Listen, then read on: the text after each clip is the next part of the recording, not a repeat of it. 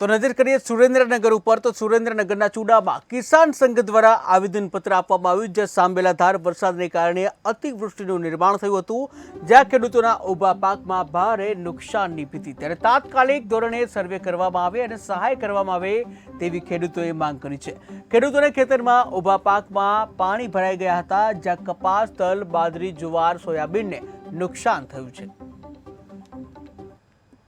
આજે અત્યારે શ્રી મામલતદાર સાહેબને આવેદન પત્ર આપવામાં આવ્યું હતું કે જે પહેલા 7મ 8મ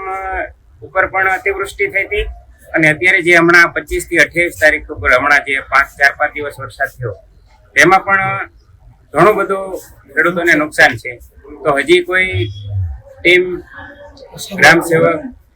તલાટી સાહેબ કે કોઈ અધિકારી કોઈ ટીમ સર્વે કરવા આવી નથી। તાત્કાલિક ધોરણે સર્વે કરી અને ખેડૂતોને સહાય મળે એ બાબત આજે અત્યારે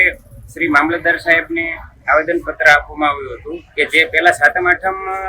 ઉપર પણ અતિવૃષ્ટિ થઈ હતી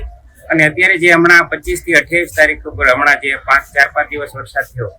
તેમાં પણ ઘણું બધું ખેડૂતોને નુકસાન છે। તો હજી કોઈ ટીમ, ગ્રામ સેવક